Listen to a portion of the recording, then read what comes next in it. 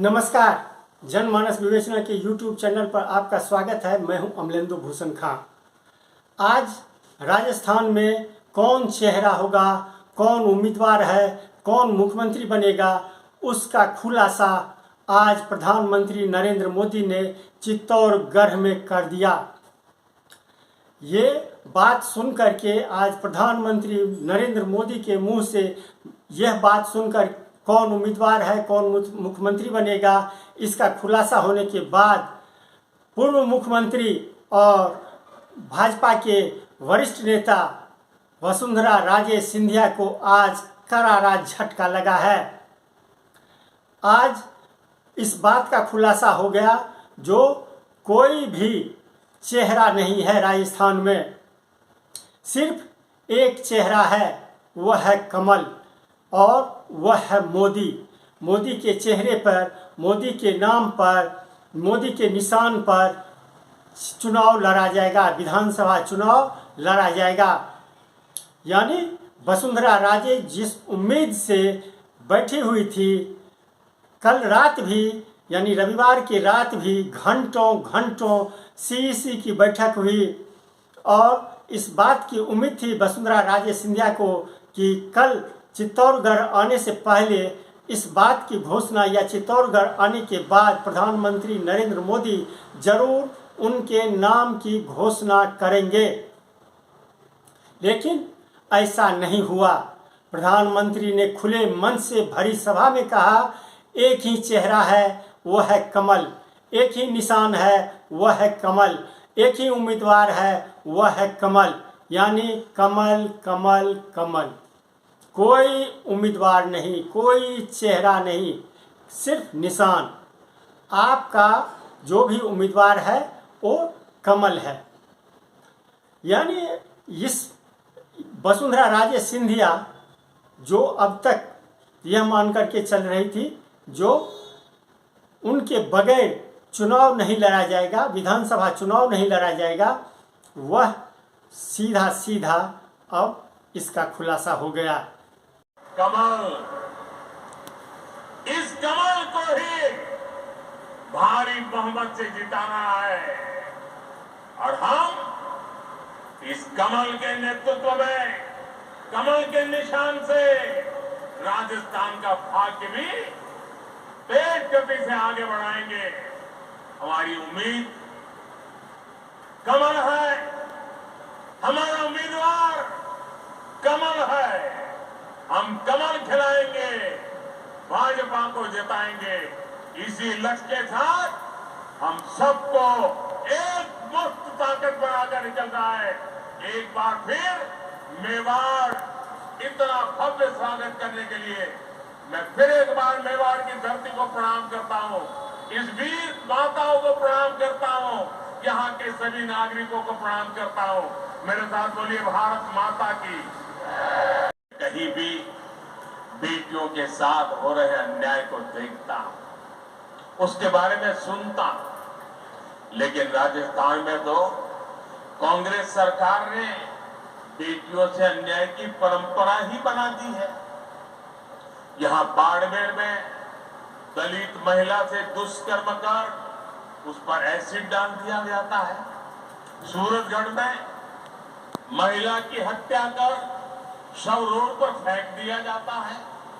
भीलवाड़ा में gang rape के बाद बच्ची को भट्टी में जला दिया जाता है और जमवारामगढ़ में महिला को जिंदा जला दिया जाता है। इसलिए ही आज राजस्थान की माताएं, बहनें, बेटियां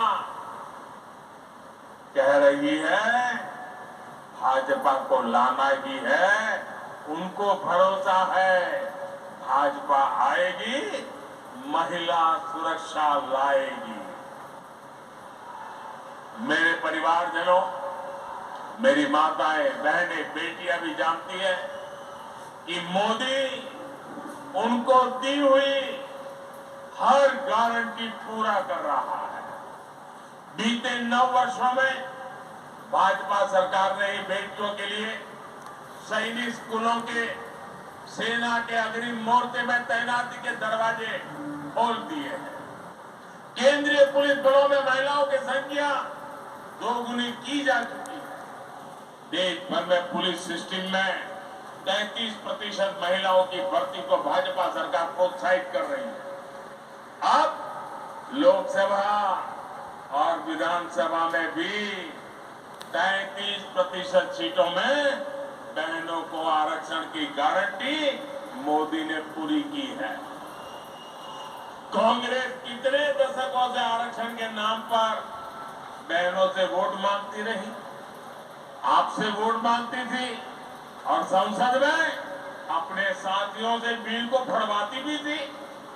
ये तो मोदी है और आपका मोदी पर आशीर्वाद है जो इस बार इनको समर्थन करना पड़ा, वरना इनकी मानसिकता क्या है ये आप देख ही रहे हैं।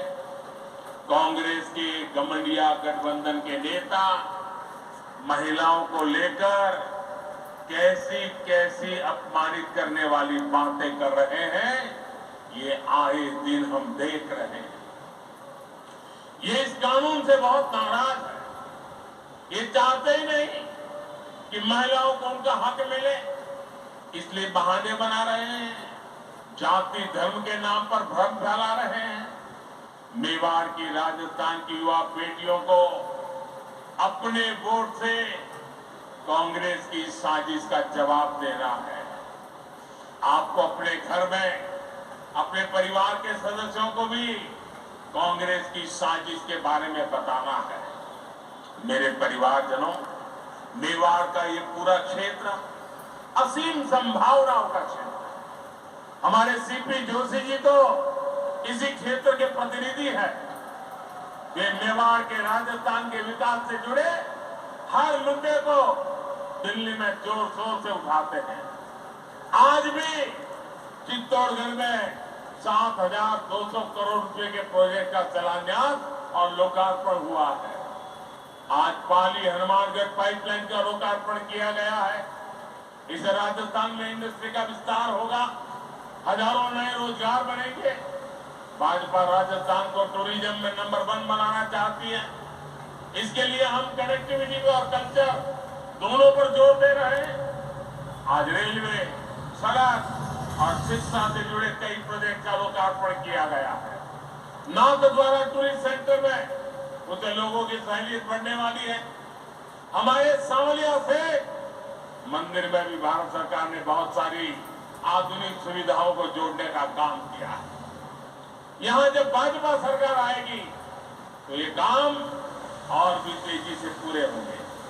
इसलिए राजस्थान कह रहा है, भाजपा आएगी, सुविधा और समृद्धि लाएगी।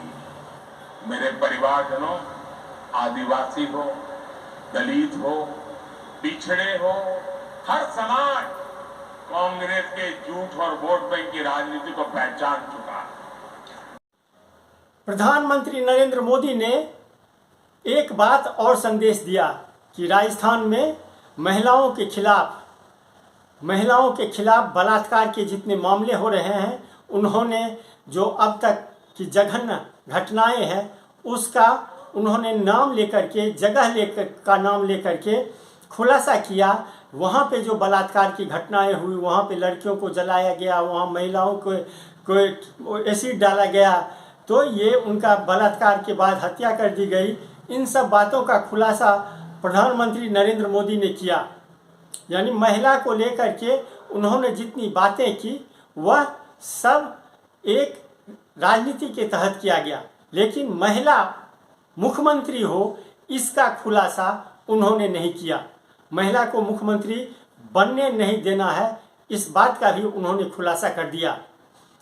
तो ये जो एक महिला वोट बैंक लेने के लिए महिलाओं के नाम पर, यानी वसुंधरा राजे के सिंधिया के नाम पे वोट पाया जाता, तो उसका भी खुलासा हो गया।